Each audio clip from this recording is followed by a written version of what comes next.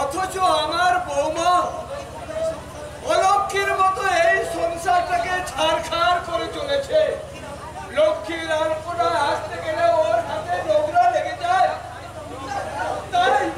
তাই তো আমি নিজের হাতে লক্ষ্মীর আলপনা এঁকেছি রে বাবা। নিজে সারাদিন উপোস থেকে লক্ষ্মী মায়ের পুজো করেছি। তুমি সারাদিন উপোস করে লক্ষ্মী পুজো করেছো বাবা? আমি না করলে আর কে করবে বাবা?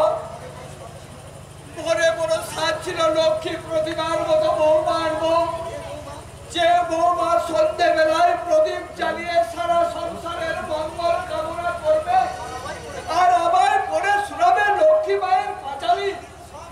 কিন্তু কিন্তু সব আশা ব্যর্থ করে দিল ওই নোংরা মেয়েটা।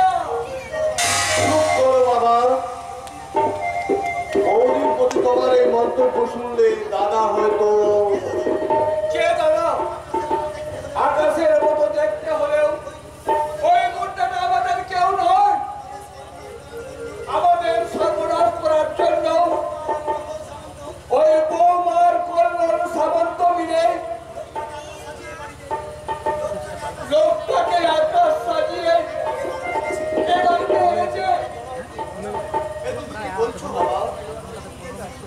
প্রথম দিন সন্দেহ হলেও আমার মনে হয়েছিল ওই আকাশ, কিন্তু সেই আড়াল থেকে যে সমস্ত কথাবার্তা শুনলাম তাতে আমার দৃঢ় বিশ্বাস ও আমাদের আকাশ নয়, ওর না উল্কা।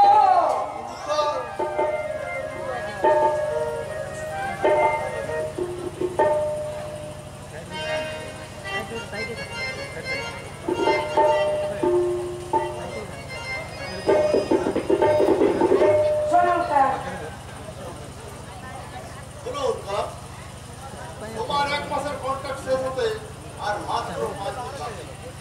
আর এর মধ্যেই কিন্তু আমার কাজ চাই। কি বলছেন মিস্টার? আমার এই কাজ করতে 2 দিনেই যথেষ্ট।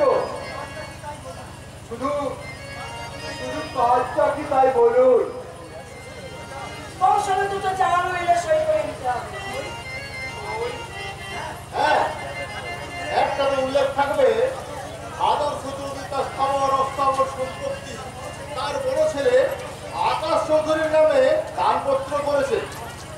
আর দ্বিতীয়টাতে উল্লেখ থাকবে আবির চৌধুরী এই সম্পত্তির কোনো দাবি করতে পারবে না। অর্থাৎ আদর্শ চৌধুরী সমস্ত সম্পত্তির মালিক হবে নকল আকাশ।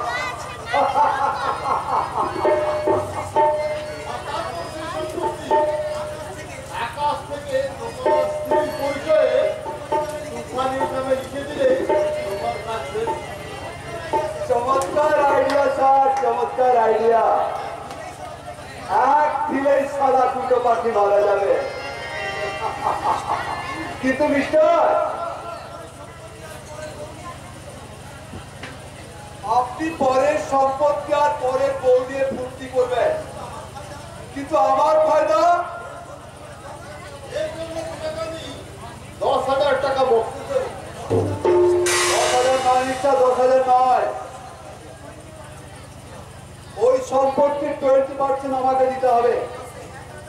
আজকে এক রাতের জন্য বক্সিস হিসেবে দিতে হবে তোমার এই তুফানিকে।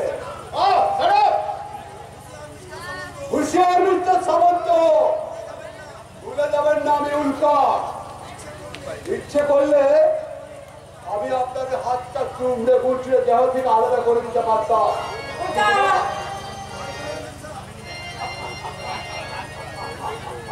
ভয় পেলেন না স্যার?